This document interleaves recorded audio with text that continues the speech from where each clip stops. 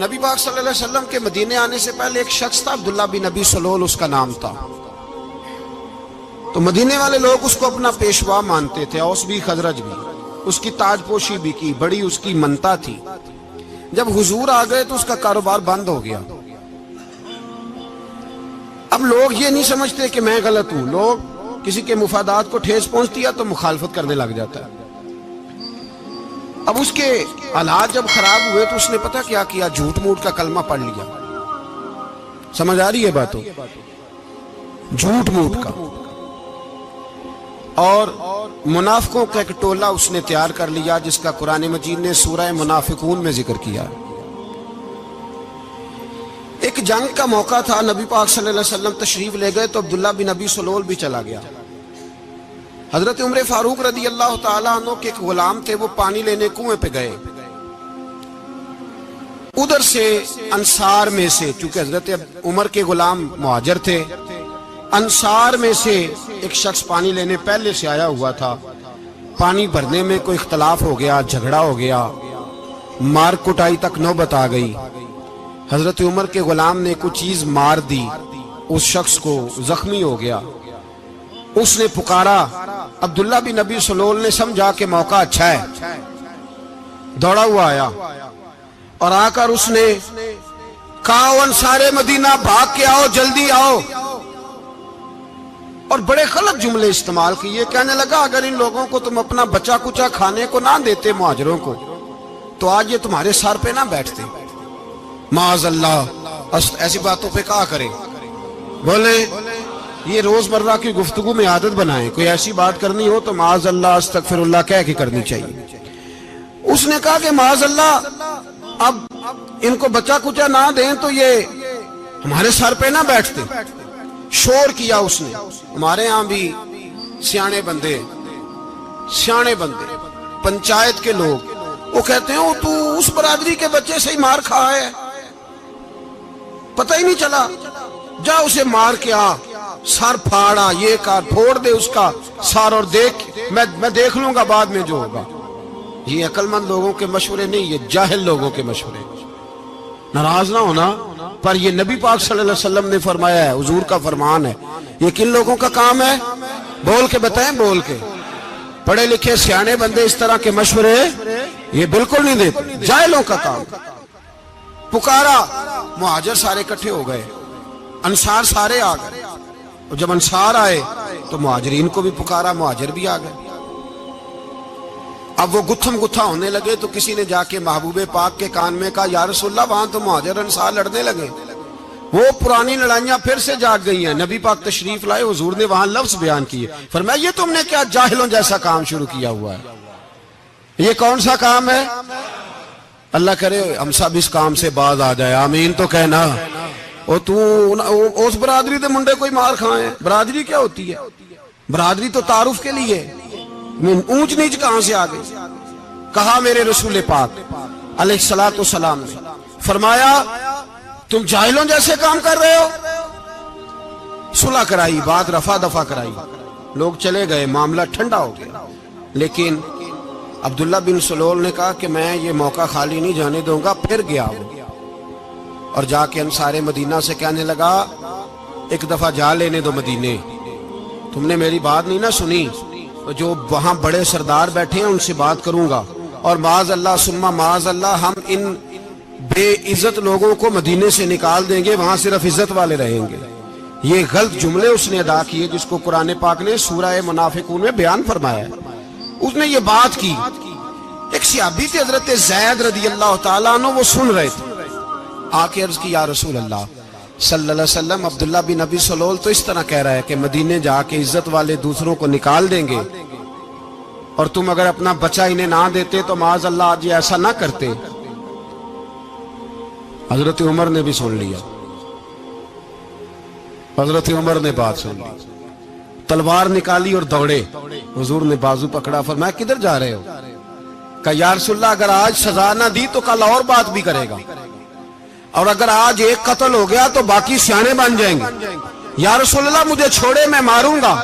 حضور نے فرمایا عمر چپ کر، وہ جھوٹ موٹ کا کلمہ پڑھتا ہے، لوگ کہیں گے کہ محمد ابن عبداللہ نے اپنے ساتھی مارنے شروع کر دیے۔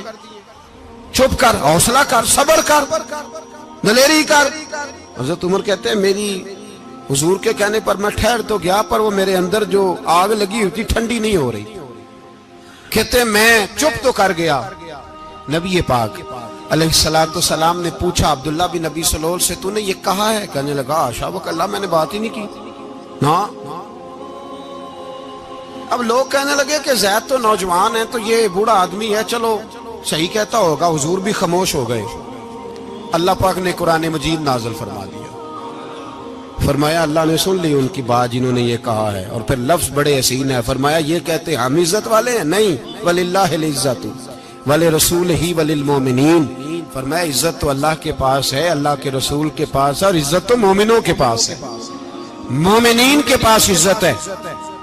یہ قرآن پاک نے سارا مضمون بیان کر دیا کہ عبداللہ بن نبی سلول غلط کہتا ہے اور حضرت زید صحیح کہتے۔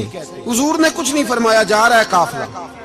جب مدینے کی سرحد آ گئی نا، حدود مدینہ منورہ کی شروع ہوئی، تو عبداللہ کا اپنا بیٹا، اس کا نام بھی عبداللہ بن عبداللہ تھا، اپنا بیٹا اس کا بڑا مخلص جانثار غلام تھا میرے رسول پاک صلی اللہ علیہ وسلم کا، وہ تلوار لے کے مدینے کی حد پہ کھڑا ہو گیا اور کہنے لگا میرے باپ تو نے اتنی بے ایمانی کے لفظ کہے کہ میں ان کو نکال دوں گا؟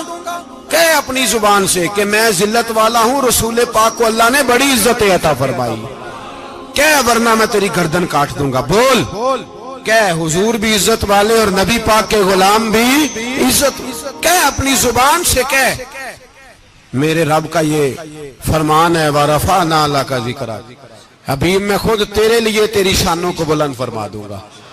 تو کہا تو دشمن ہو کے کہنے لگا میرے بیٹے مجھے معاف کر دے، مصطفیٰ تو بڑی عزتوں والے ہیں، ان کے غلام شانوں والے۔ جب بیٹا تلوار لے کے سامنے کھڑا ہوا، شہرت ہوئی، اب نبی پاک نے حضرت عمر کی طرف دیکھا، کہا عمر تیری بات صحیح تھی، اب جو ہوا یہ زیادہ صحیح تھا، وہ میں نے تجھے کہا حوصلہ کر، تدبر کر، وقت کا انتظار کر، یہ صحیح ہوا کہ وہ صحیح تھا۔ تو حضرت عمر فاروق کہنے لگے یا رسول اللہ میں گواہی دیتا ہوں آپ واقعی اللہ کے سچے رسول ہیں صلی اللہ علیہ۔ اتنی اچھی رائے، وقت فیصلہ کرتا ہے، تدبر سے چلے، دانائی سے چلے، علم پیدا کریں، بردباری۔ ہمیں کئی دفعہ سجدہ صاف کرنا پڑتا ہے، ہم جو کہتے ہیں بات اس کے الٹ نکل آتی ہے۔ ہم کسی شخص کے بارے میں کچھ تبصرہ کر بیٹھتے ہیں، کچھ عرصے کے بعد ہمیں پتہ چلتا ہے کہ وہ تو ایسا تھا ہی نہیں، ہم نے غلط بات کر۔ ہم بغیر تحقیق کے، بغیر تفتیش کے، حوصلہ نہ ہونے کی وجہ سے، صبر نہ ہونے کی وجہ سے ہم بہت سارے کام کر گزرتے ہیں، پھر ہمیں نقصان ہوتا ہے۔ اپنی زندگی میں حلم نہ چھوڑیں، حوصلہ نہ، لڑائیاں ہوتی ہیں نا گھروں میں، اس کی وجہ خامد ہوتا ہے، بیوی نہیں ہوتی۔ یہ بات گھر جا کے بتانا کہ آج انہوں نے کہا لڑائی کی وجہ کون ہوتا ہے؟ نہ بولو تسی، پر میں تو آنکھ ہی چڑھیا ہے، وہ تو ریکارڈ ہو گیا ہے۔ لڑائی کی وجہ کون ہے؟ جڑے باتیں لڑتے ہیں وہ کندے ہی نہیں پے۔ وجہ کون بنتا ہے جی؟ کیوں بلا؟ اس لیے کہ نبی پاک صلی اللہ علیہ وسلم نے فرمایا عورت کی عقل آدھی ہے تو تیری تو پوری ہے نا، جس کا مطلب ہے لڑائی اگر بچ سکتی تھی تو مرد کی وجہ سے بچ سکتی تھی، گھر میں امن ہو سکتا تھا۔ کہتے ہیں جی بڑی بیوقوف ہے، میری سنتی نہیں۔ تو میں نے کہا جو اس سے بحث کر رہا ہے وہ سیانا ہے؟ بولیں، جو بحث کر رہا ہے وہ عقل مند ہے؟ بندہ تو چلو تھا وہ دانشور شیکسپیئر، باتیں بعض اوقات اس کی کچھ ایسی ہیں۔ اس سے کسی نے پوچھا تھا عورتوں سے کون جیت سکتا ہے بحث میں، تو اس نے کہا تھا وہ جو ان سے بحث نہ کرے، جو ان سے بحث ہے۔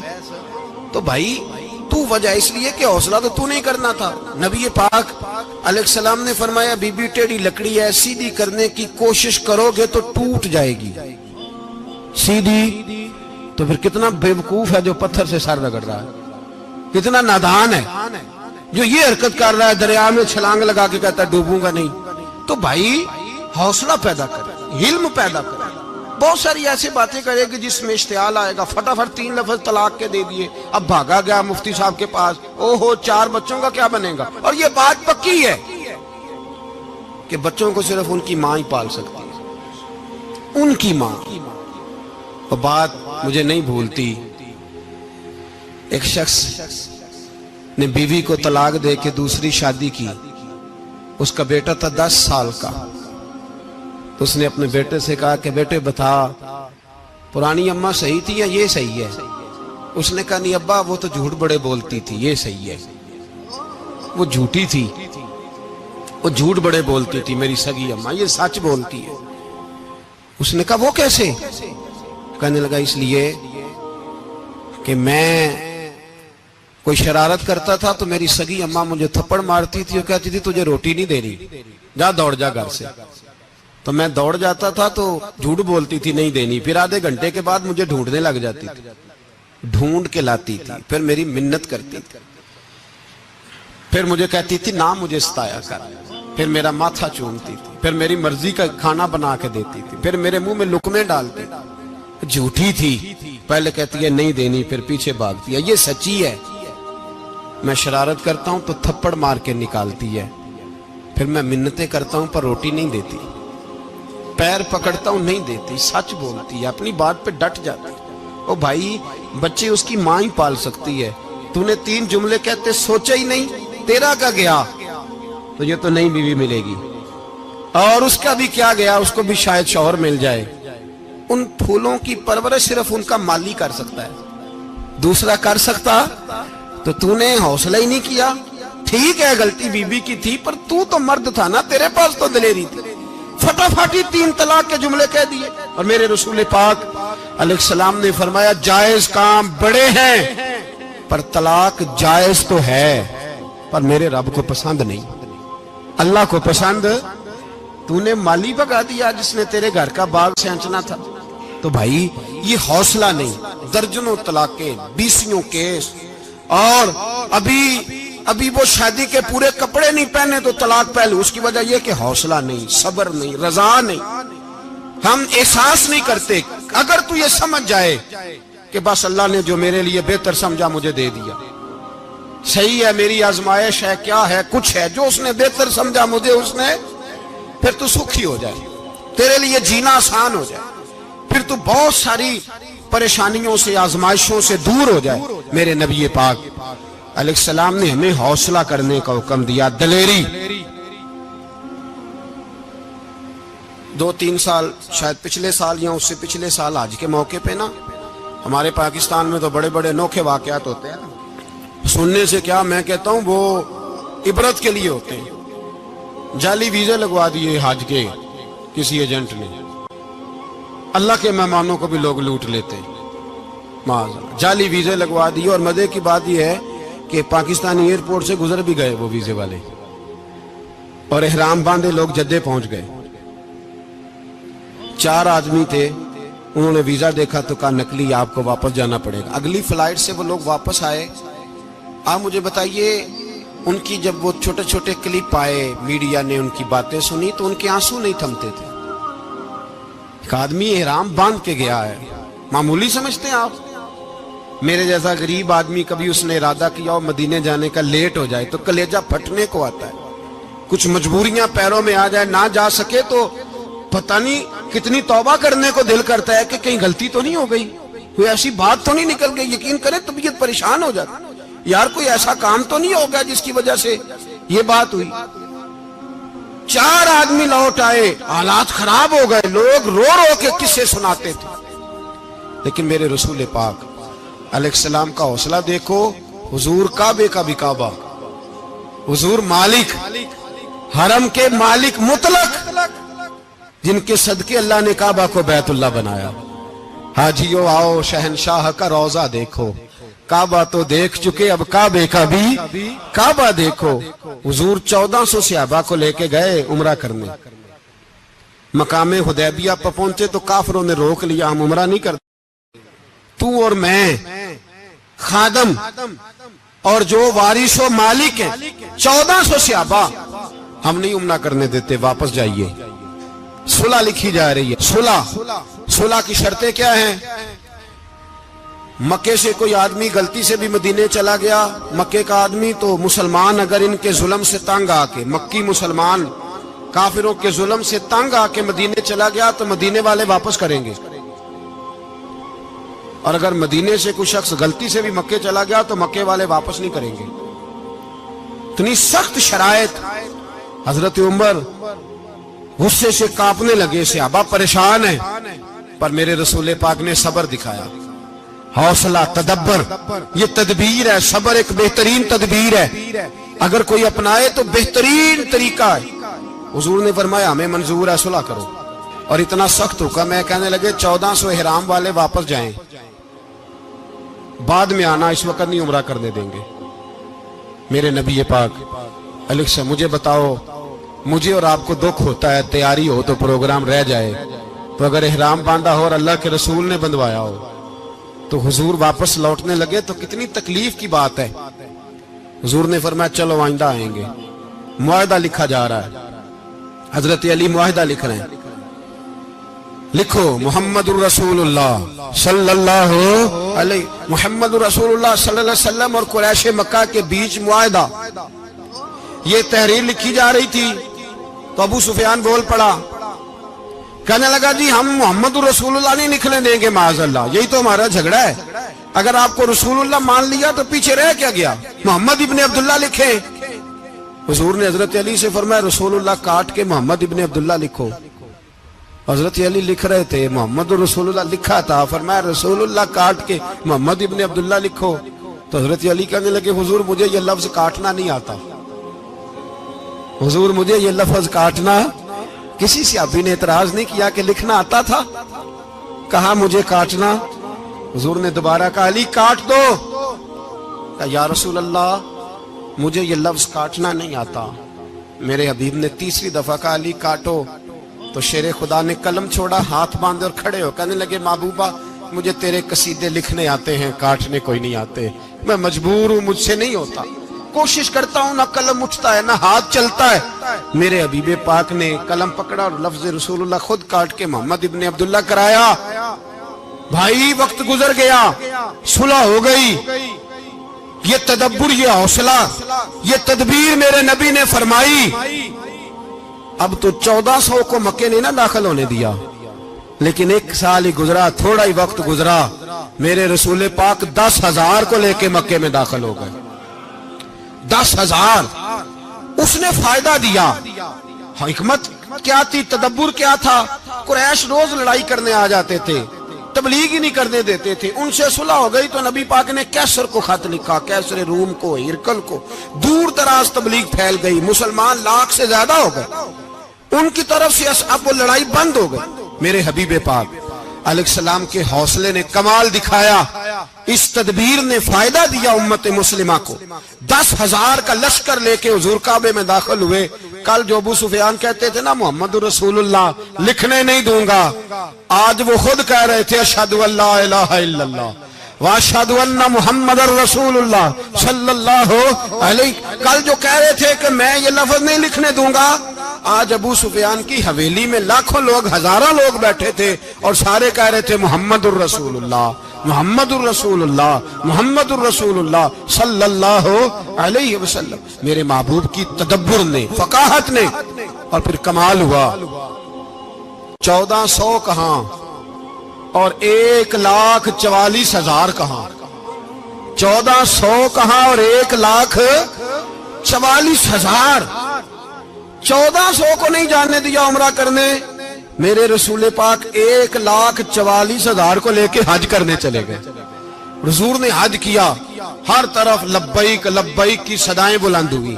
یہ میرے نبی پاک کا تدبر ہے, حوصلہ ہے. اگر وقتی طور پہ حوصلہ کر جاؤ گے, دلیری کر جاؤ گے, آنے والا وقت آسان ہو جائے. حوصلہ نہیں, صبر نہیں, سکون نہیں, 2-4 باتیں, یہاں تک کہ لوگ ابا جی کی بات برداشت نہیں کرتے, ایسے جملے کہہ دیتے ہیں جو دوبارہ پلٹ کے نہیں آتے. ماں کو لفظ نہیں بولتے, باپ کی روح تک چھلنی کر دیتے ہیں وہ جملے. لیکن لوگ اس وقت حوصلہ کرنے, اور ہم پنجابی لوگوں نے تو گنجائش ہی بڑی دے دی ہے.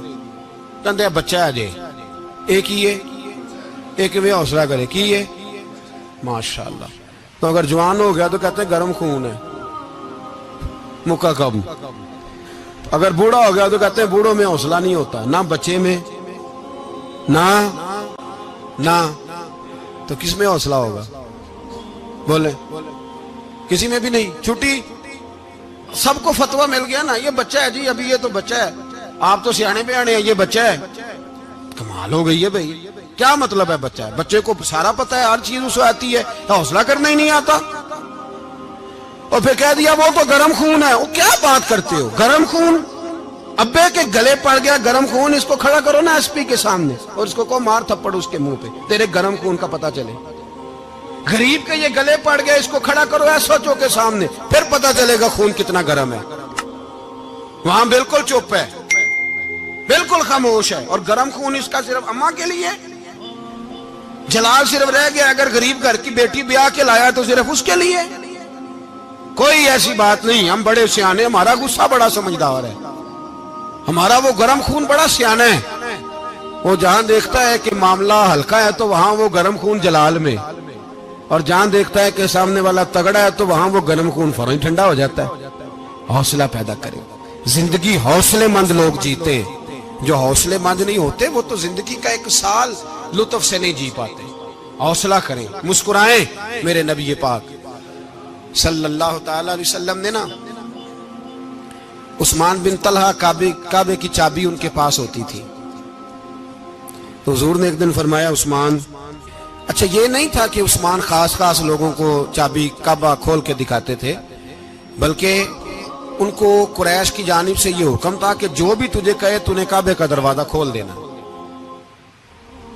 نبی پاک علیہ السلام نے نا ہجرت سے 2-4 دن پہلے کہا کہ عثمان ذرا چابی دو, میں نے کعبہ اندر سے دیکھنا ہے.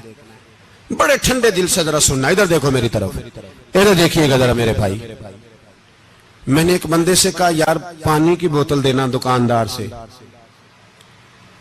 ایک ہے اس نے کہہ دیا نہیں میرے پاس. اس بات کا کوئی غصہ بولیے, اور اگر وہ کہے سارے زمانے کو ملے گی آپ کو نہیں دینی,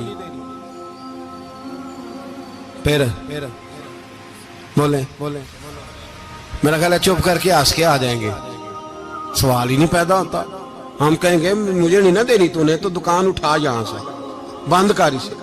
کیا مطلب ہے سب کو دینی ہے تجھے نہیں دینی, کیا معنی ہے اس کا؟ لے کے جاؤں گا, جھگڑا ہوگا, بحث کریں گے. عثمان بن طلحہ سے حضور نے فرمایا دروازہ کھولو, کعبہ دیکھنا ہے. عثمان کہنے لگا میں ساری دنیا کو دکھاؤں گا, آپ کو نہیں دکھاؤں گا. کتنی سخت بات ہے, پر قربان جائیں رسول اللہ کے حوصلے پہ صلی اللہ علیہ.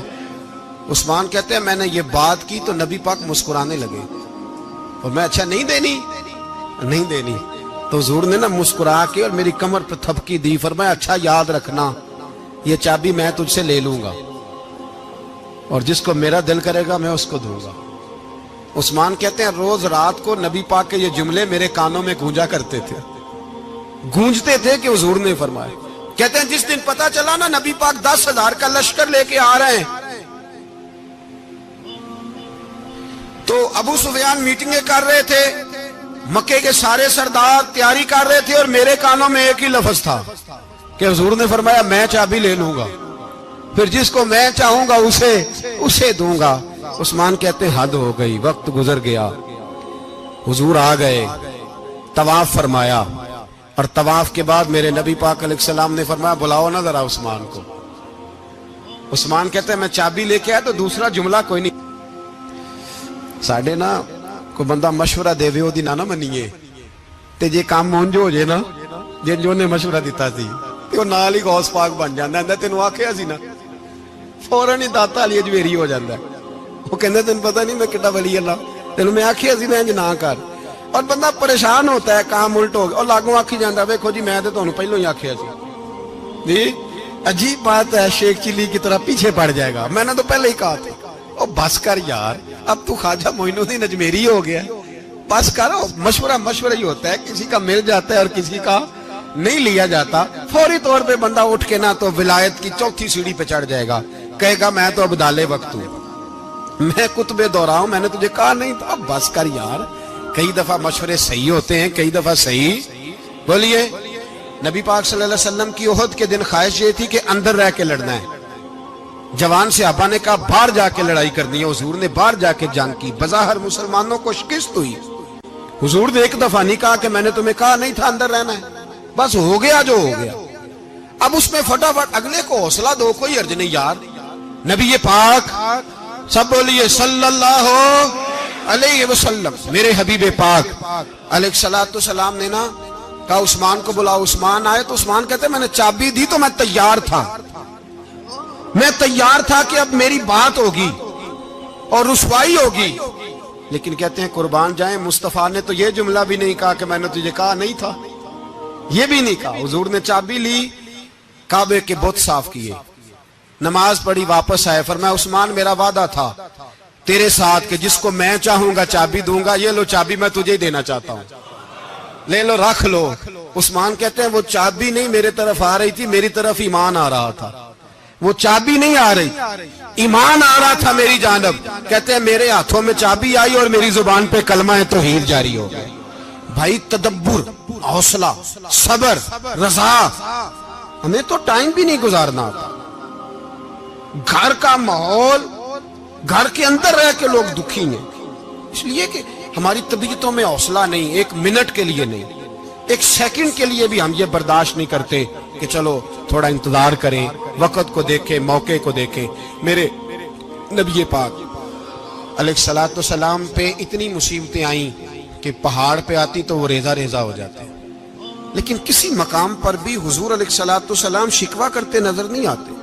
ہم غریبی کا رونا روتے ہیں، ہر چوتھا آدمی کہتا ہے بڑا غریب ہوں، لیکن میرے نبی پاک علیہ الصلوۃ والسلام نے چوتھے دن کھجور کھائی، سرکہ کھایا ہے اور موٹے بان کی چارپائی پہ آرام کیا. حضرت عمر نے کہا حضور کتنی تکلیف ہے؟ فرمایا عمر کوئی تکلیف نہیں، تھوڑا سا تو وقت ہے، جنت میں جائیں گے، ساری نعمتیں اللہ نے ہمارے لیے تیار کی ہوئی ہے. راضی بالرضا، راضی بالرضا، کوئی کسی قسم کا مسئلہ نہیں. ہمیں آزمائشیں آتی ہیں، تکلیفیں آتی ہیں، بیماریاں آتی ہیں، لوگ چھوٹی چھوٹی بات پر پریشان ہو جاتے ہیں، ذرا ذرا سی بات پر شکوہ کرتے ہیں. میرے رسول پاک علیہ السلام نے فرمایا جب میرا رب کسی کو بیمار کرتا ہے تو 2 فرشتوں کو بھیجتا ہے، جاؤ میرے بندے کی تیمارداری کر کے آؤ. اللہ اکبر، خود رب بھیجتا ہے، جاؤ میرے بندے کی. تو مجھے بتائیے جب اللہ بھیجے تو پھر تندرست خوش نصیب ہوا کہ بیمار؟ جی تندرست پھر خوش نصیب کون ہوا؟ میرے نبی پاک صلی اللہ علیہ وسلم نے فرمایا رب 2 فرشتے بھیجتا ہے، فرماتا ہے پتہ کر کے آؤ میرے بندے کا اس کا کیا حال ہے. حالانکہ اللہ سارا ہی جانتا ہے. فرشتے آتے ہیں، واپس جاتے ہیں، رب کریم پوچھتے ہیں بتاؤ میرا بندہ کیا کہتا تھا؟ اللہ تجھے سارا ہی پتہ ہے، پر ہم سے پوچھتے تو بتا دیتے ہیں. وہ یہ کہتا تھا کہ میں اپنی رب کی رضا پہ بڑا ہی راضی ہوں. وہ تیری حمد کر رہا تھا، تیری تعریف کر رہا تھا، تیرا شکر کر رہا تھا، تیرے لیے کلمات حمد بیان کر رہا تھا. تو میرے نبی پاک علیہ السلام فرماتے ہیں، اللہ فرشتوں سے فرماتا ہے سنو پھر اگر میں اپنے بندے کو اس بیماری میں شفا دوں گا تو اس تندرستی سے زیادہ اچھی تندرستی دوں گا جو پہلے اسے عطا کی ہوئی تھی، پہلے سے اچھی صحت دوں گا. اور اگر اسے اس بیماری میں موت دوں گا تو پھر مرتے ہی اس کے لیے میں جنت کا فیصلہ فرما دوں گا. بھائی جب تو راضی بالرضا رہتا ہے، راضی بالرضا، بڑی سادی سی بات ہے بھائی. آپ گھر گئے روٹی مانگی تو اگر کسی نے کہا نا کہ اتنی تھکاوٹ ہے ٹائم پہ آیا کریں اس وقت، تو روٹی تو وہ بھی مل گئی اور اس میں لذت، وہ سکون نہیں، وہ سکون نہیں. میری اماں جی سالن پکا کے رکھ لیتی تھی تو روٹی جب بھی کوئی مانگتا تھا تو تازی بنا کے دیتی تھی، ان کی طبیعت تھی. تو میں اکثر ان سے کہتا کہ اماں جی پکا کے رکھ دیا کرو. کہتے تمہیں خوشی نہیں ہوتی جب تمہاری اماں تازی پکا کے دیتی ہے؟ خوشی ہوتی ہے، طبیعت میں خوشی ہوتی ہے. ان کا مزاج تھا، ذوق تھا، تو ہم سمجھتے تھے یار یہ بڑی سعادت کی بات. تو آپ گھر گئے رات کو تو گھر والوں سے کہا روٹی، تو فوراً اٹھے، فوراً، اور انہوں نے کھانا تازہ بنایا اور ساتھ یہ بھی کہا باہر سے نہ کھایا کرے بندہ بیمار ہو جاتا ہے. کتنی ٹھنڈک پہنچتی ہے آدمی کے دل کو، سکون ملتا. تو بھائی بیماری تو آپ نے کاٹ لی، لیکن ساتھ کہو ہو بڑا بیمار ہوں، میں نے تو اتنے گناہ بھی نہیں کیے، ظلم بھی نہیں کیا، کسی کو کچھ بھی. اب بیماری تب بھی کٹ گئی، پر بڑی آزمائش، مریض ڈاکٹر کے گلے پڑ رہا ہے، اس کے لواحقین جھگڑے کر رہے ہیں، بیماری وہ بھی کٹ گئی. اور ایک بیمار وہ ہے جو چارپائی پہ لیٹا ہے اور کہتا ہے جس طرح میرا اللہ راضی اسی طرح میں بھی راضی. تو بیماری اس کی بھی کٹ گئی. حضرت یونس علی نبینا علیہ الصلوۃ والسلام نے ایک دن حضرت جبریل امین ملنے آئے تو جناب یونس علیہ السلام کہنے لگے اے جبریل اللہ کے نیک بندوں میں جو اللہ کو اس وقت سب سے زیادہ پسند ہے نبیوں کے بعد، توجہ کرنا بات پر، جو سب سے زیادہ اللہ کو پسند ہے نبیوں کے بعد ولیوں میں، اور سب سے زیادہ اللہ جس کو اللہ کی بارگاہ میں عبادت گزار لکھا جاتا ہے، میری اس بندے سے ملاقات کرا۔ تو حضرت جبریل نے جناب یونس علیہ السلام کو ساتھ لیا تو ایک شخص کے پاس پہنچے جو آنکھوں سے اندھا تھا، دونوں ہاتھ اس کے سلامت نہیں تھے اور پورے جسم میں پیپ جاری تھی، ریشہ تھا۔ جب جا کے السلام علیکم کہا نا حضرت یونس نے، اس نے وعلیکم السلام کے بعد پہلا لفظ پتہ کیا کہا؟ اس نے کہا یا اللہ تیرا شکر ہے، یا اللہ تیرا، آپ بھی ادا کریں اللہ کا شکر، یا اللہ تیرا، اللہ تیرا شکر ہے۔ تو حضرت یونس علیہ السلام کہنے لگے تو شروع سے اس طرح کا ہے، نابینا بھی اور ہاتھوں سے معذور بھی اور سارا جسم شروع سے؟ تو بڑے ہی خوبصورت لفظ اس بیمار نے کہے، کہنے لگے نہیں حضور میں بالکل ٹھیک ٹھاک تھا، جب تک میرے رب نے چاہا کہ یہ دنیا کو دیکھے تو تب تک اس نے مجھے آنکھیں دیں، اور جب اس نے چاہا کہ اب اس کا دیکھنا بہتر نہیں تو اس نے واپس لے لی۔ تو یا اللہ تیرا شکر ہے، اللہ تیرا شکر ہے۔ پھر کہا جب تک اس نے چاہا کہ میرے ہاتھ رہے تب تک رہے، جب اس نے چاہا کہ میرے لیے بہتر نہیں تو اس نے لے لیے، تو یا اللہ تیرا شکر ہے۔ جب تک اس نے چاہا کہ میرا جسم صحیح و سلامت رہے تو رہا، اور جب اس نے چاہا کہ میرے لیے بہتر نہیں تو مجھے بیمار کر دیا، تو یا اللہ تیرا شکر ہے۔ تو حضرت یونس علیہ السلام کہنے لگے جبریل واقعہ یہ اللہ کا سب سے زیادہ شکر گزار بندہ ہے، سب سے زیادہ عبادت گزار بندہ ہے، سب سے زیادہ۔ میرے نبی پاک علیہ السلام نے فرمایا میرا مومن ہر حال میں ہی نفع میں ہے، نعمت ملے تو شکر کر کے نفع، مصیبت آئے تو صبر کر کے نفع، اپنی زندگی میں تحمل، بردباری، علم پیدا کرے، حوصلہ پیدا کرے۔ ہر آنے جانے والے شخص کے مزاج کے مطابق اسے نہ ملے، اپنا مزاج صحیح رکھے، اپنی طبیعت کے مطابق اپنے ماحول کو برقرار رکھے۔ علم کے ساتھ گزارا کرو گے تو رشتہ داروں سے بھی بنی رہے گی، دوستوں سے بھی بنی رہے گی، ہر ایک سے تعلق رہے گا۔ اور اگر آپ کے اندر یہ حوصلہ نہیں تو پھر سارے معاملات پریشانی کا شکار ہو جائیں گے۔ یہ تو آج کا مضمون تھا۔ ہمیں نا لوگ مشورہ دیتے ہیں، کہتے ہیں پیر صاحب درویشوں کو سیاست کی بات نہیں کرنی چاہیے، دیتے ہیں نا مشورہ لوگ، جی تھوڑا تھوڑا بول دیں، تھوڑا تھوڑا دیتے ہیں نا۔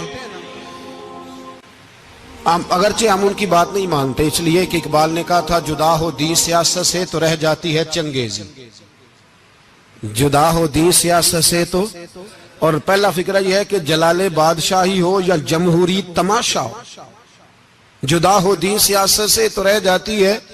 اس نے کہا جب سیاست اور دین علیحدہ علیحدہ ہوتے ہیں تو چنگیز خان اور ہلاکو خان پیدا ہوتے ہیں۔ سیاست جب تک مسجد کے اندر رہتی ہے تب تک پاک صاف رہتی ہے، وہ گندی ہوتی تب ہے جب مسجد سے نکل جاتی ہے۔ حضرت علی کے زمانے تک مسجد میں رہی، پاک صاف رہی، یزید باہر لے گیا تو گندی ہو گئی، حضرت عمر بن عبدالعزیز دوبارہ مسجد میں لے آئے تو پھر پاک ہو گئی۔ لیکن پھر بھی ایک ساتھی نے مجھے کہا تو اس کی بات میں، سب کی باتیں نہیں مانتا، اس کی بات میری سمجھ میں آئی۔ وہ کہنے لگا جی اصل بات یہ ہے کہ سیاسی تبصرے تجزیے ہم اخباروں میں ٹی وی پہ جا کے بیٹھے، جا کے بڑی مہربانی میری طرف دیکھیں، وہ ہم سنتے رہتے ہیں تو ہمارا دل کرتا ہے مسجد میں صرف ہم رسول اللہ کا پیار ہی سنیں۔ تو میں نے کہا یار تیری بات دل کو لگتی ہے، یہ بات صحیح ہے، چلو یہ نیت اچھی ہے، یہ تیرا نظریہ ٹھیک ہے، مان گئے ہم۔ میں چلا گیا دکاندار کے پاس اور میں نے اس کو جا کے کہا کہ گاڑی کا انجن کھولو، اس طرح کرو، اس طرح۔ اس نے کہا مولانا آپ جا کے نا گھر تو فقہ کی کتاب کھولیں، اس لیے کہ گاڑی کے انجن کے بارے میں آپ کو معلومات، یہاں اگر آپ نے یہ کام کرنا ہے تو اس کو پڑھیں، کسی استاد کے پاس ورک شاپ پہ آئیں، آپ کے ہاتھوں کو، منہ کو، چہرے کو مٹی لگے، دھواں لگے، گریس لگے، پھر آپ کو پتہ چلے گا انجن کیسے کھلتا ہے۔ صحیح کہہ رہا ہوں؟ نہیں صحیح کہہ رہا؟ دھواں گلنا تو یہاں کر چڑی جائے، صحیح کہہ رہا ہوں جی؟ اگر مولوی کو اجازت نہیں سیاست کی بات کرنے کی، اور مولوی کو اجازت نہیں کہ انجن کی بات کرے، تو سیاستدان کو اجازت ہے دین کی بات کرنے کی؟ یہاں تو وہ آئے نا مدرسے میں پڑھے، پورا دین حاصل کرے، پھر وہ بولے تو پھر تو ٹھیک ہو گیا، لیکن جب اسے سورت اخلاص بھی سیدھی نہیں آتی تو فتوے دینے کی اس کو ضرورت ہے کوئی؟ بولے نا یار، کیوں چھیڑتے ہیں سیاست؟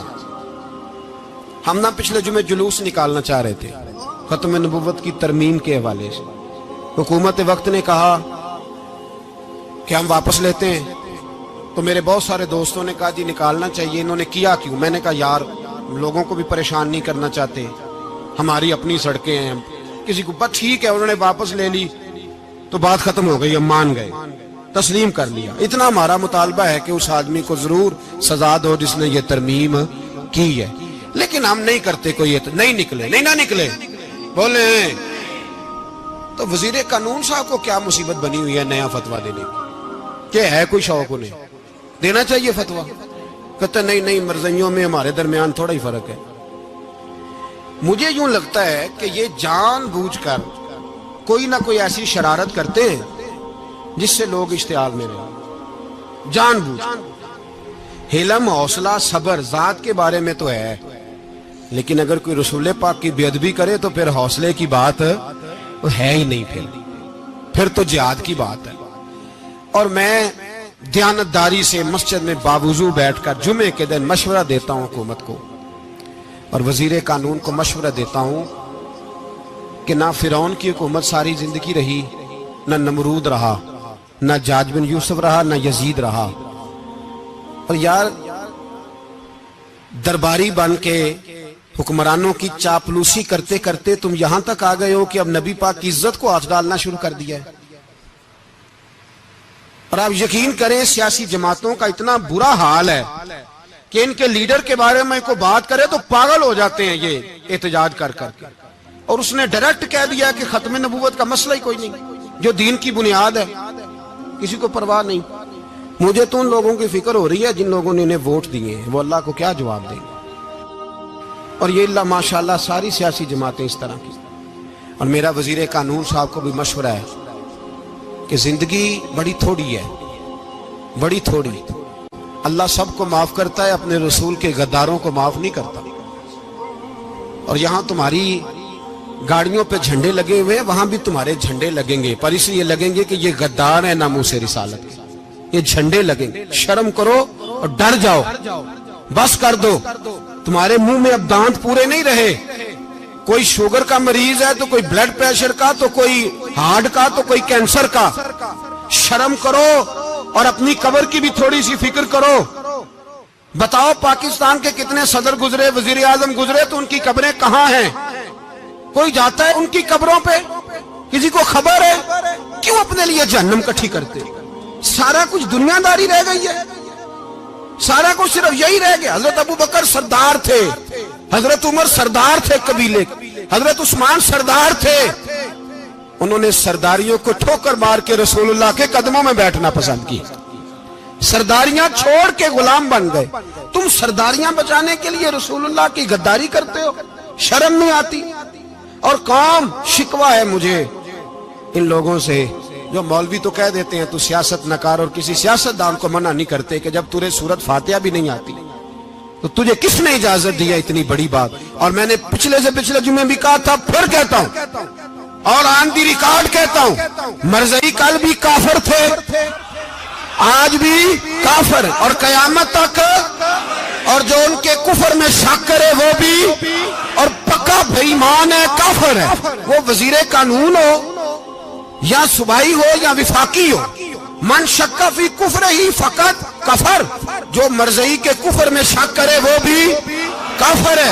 ہمارے رسول آخری رسول ہے، ہم کسی کو یہ اجازت نہیں دیں گے کہ وہ ختم نبوت میں رکھڑا ڈالنے کی کوشش کرے، ہم کسی کو یہ اجازت ہے۔ اور تم نے قوم کو لوٹا، لوٹتے رہو، اب ایمان پہ ڈاکے تو نہ ڈالو۔ تمہیں دولت لوٹ کے پیٹ نہیں بھرا، اب ایمان لوٹنا شروع کر لیا ہے۔ تمہارا فیکٹریاں لوٹ کر، قومی خزانہ لوٹ کر پیٹ نہیں بھرا، بھائی مانو اب دین بیچ کر اپنی حکومتیں پکی کرو گے۔ اور وہ لوگ بھی تیار ہو جائیں جو ان بھائی مانوں کو منتخب کرتے ہیں، ان سے بھی سوال کرے گا ختم نبوت کا موضوع قیامت کے دن کہ تم بتاؤ، ان کو سپورٹ کرتے تھے جو رسول اللہ صلی اللہ علیہ وسلم کے بعد بھی کسی نبی کو نبی ماننا درست جانتے تھے۔ شرم آنی چاہیے، خیال ہونا چاہیے۔ اور میں نے کہا کہ ہمارا دل نہیں چاہتا، آپ یقین کریں، ہمیں شوق ہے جلوس نکالنے کا، تمہارے خلاف باتیں کرنے کا۔ تم نے روز تھرمامیٹر نکالا ہوتا ہے، چیک کرتے ہو کہ ایمان کتنا ہے کتنا نہیں ہے۔ یہ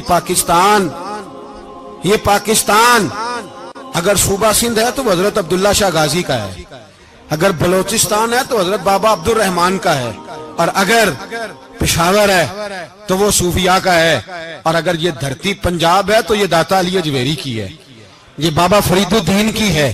اس میں کسی غدار کو قبضہ کرنے کی اجازت بالکل نہیں ملے گی، اور ہم وہ لوگ بھی نہیں جو چپ کر کے اندر سوتے رہیں، قوم جو کرتی ہے کرتی رہے، ہمیں پرواہ نہیں، نہ ایسی کوئی بات نہیں۔ کوئی بندہ نہ سمجھے کہ انہیں ہوش نہیں، انہیں پتہ نہیں، ہمیں سارا کچھ ہی آتا ہے۔ پھر اگر کل کو کوئی ممتاز قادری پیدا ہو گیا تو شکوہ نہ کرنا، کل کو کوئی پھر سے عامر چیمہ نکل آیا تو شکایت نہ کرنا، یاد رکھنا۔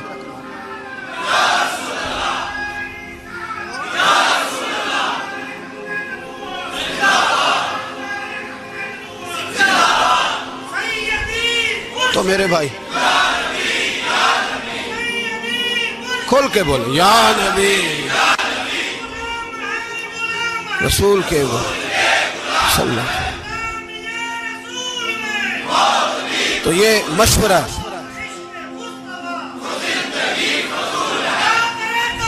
جزاک اللہ، تو یہ تمہیں مشورہ ہے۔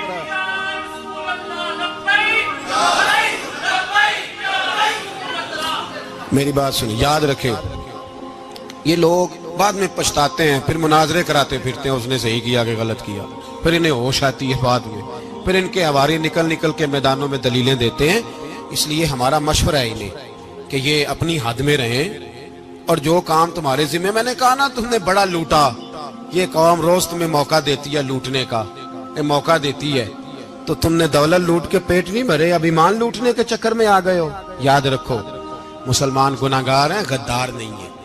تمہیں دولت لوٹنے کا تو شاید موقع مل گیا ہے، پر ایمان لوٹنے کا موقع نہیں ملے گا، تو اس لیے اس کو لگام دو۔ اور ویسے بھی کتا جو پالتو ہوتا ہے نا، اس کو گھر کے اندر سنگلی سے باندھ کے رکھنا چاہیے۔ یہ تمہارے بوٹ چاٹتے ہیں، بھونکتے ہیں، تمہارے حق میں وزارتیں لیتے ہیں، ہم نے تو کوئی وزارت نہیں لی تم سے، اور نہ ہمیں شوق ہے، اس لیے کہ ممبری کیا کرنی ہے جس کو ممبر رسول عطا کر دیا جائے، اس نے کیا کرنی ہے یہ ممبریاں جس کو پکا پکا ممبر رسول دے دیا جائے، تو اس لیے اس سے باہر آؤ۔ میں نے کہا بڑے بڑے نمرود، فرعون، قارون دفن ہے، تمہارا بھی نام تک نہیں ہوگا، بالکل نام نہیں ہوگا۔ اس لیے ہمارا مشورہ، اور آپ لوگ بھی آئے نا یہ اگلے سال، تو ان کو کھڑا کر کے پوچھ لینا، اسلامی جمہوریہ پاکستان کا تم نے MPM میں نے بننا ہے، پہلا کلمہ ہی صحیح سنا دو، چلو خدا کا واسطہ یہی بتا دو کہ تمہیں نماز بھی ڈھب سے آتی ہے کہ نہیں، اور آپ کی موج ہے، آپ بٹھا لیتے ہیں سر پہ، کیا کریں، سمجھانے والے مفت گناہگار ہو گئے اور بہکانے والے سب تمہارے یار ہو گئے۔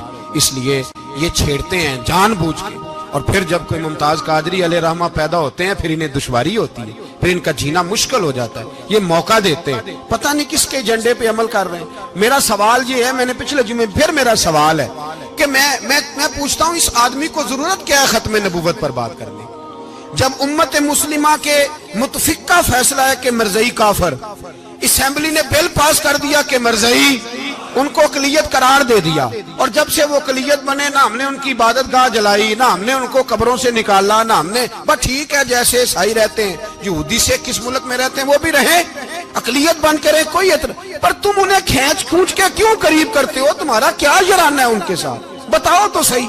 ان لوگوں سے ان کو چاہیے اپنے منہ میں لگام ڈالیں، اور اگر نہیں ڈالیں گے پھر انشاءاللہ ڈالی جائے گی، اور بڑی تگڑی ڈلے گی، اور پھر ایسی ڈلے گی۔ سلمان تاثیر جب مرا تھا نا تو 5-5 لاکھ روپیہ مولویوں کو آفر کی جنازہ پڑھاؤ، 5-5 لاکھ روپیہ چھوٹے چھوٹے مولویوں کو۔ اور داتا صاحب کی مسجد کے خطیب بھی صوبائی جو تھے، وہ خطیب تھے، ملازم تھے، انہوں نے کہا کہ ایمان نہیں بیچنا، نکالنا نوکری سے تو نکال دو۔ اور بادشاہی مسجد کا مولوی جس کا پتہ نہیں چلتا، کبھی کدھر چلا جاتا ہے کبھی کدھر، یہاں تو وہ بھی کھڑا ہو گیا، اس نے کہا نا ایمان نہیں بیچنا۔ گورنر ہاؤس کی مسجد کا امام کہنے لگا کہ بخشا جانا نہ جانا یہ تو رحمت الہی کا معاملہ ہے، پر اتنا گندا جنازہ نہیں پڑھنا، اتنا گندا جنازہ نہیں ہم پڑھیں گے، مرنے کے بعد تمہارے جنازے نہیں پڑھے جاتے، تمہاری قبریں خراب ہوتی ہیں، کدھر ہیں تمہاری دولتیں؟ اور وہ مولوی آج تک پتہ ہی نہیں کدھر گیا جس نے اس غلیظ کا گندا جنازہ پڑھایا. تو بھائی اپنی قبر اشر کو جب جہاں تمہارے جنازے نہیں پڑھے جا رہے تو وہاں تمہارا کیا حال ہوگا. اس لیے ان لوگوں کو چاہیے کہ اپنی زندگی اس طرح گزاریں کہ کچھ نہ کچھ منہ لے کے سرور کائنات کے پاس چلے جائیں, ورنہ ایسا نہ ہو کہ یہاں بھی پھٹکار اور وہاں بھی پھٹکار. اس لیے ہمارا مطالبہ ہے حکومت سے کہ شرم کرو اور ایسے بھائیمانوں کو کالے ناگ جو تم نے بھرتی کیے ہوئے ان کو نکالو, اور اگر تعریفیں کروانی ہو تلوے چٹوانے ہو تو اندر کمروں میں ان سے چٹوا لیا کرو. ان سے کہو کہ یہاں ہماری نوکری کرو, باہر نکل کے رسول اللہ صلی اللہ علیہ وسلم کے دین کے بارے میں گفتگو نہ کرو.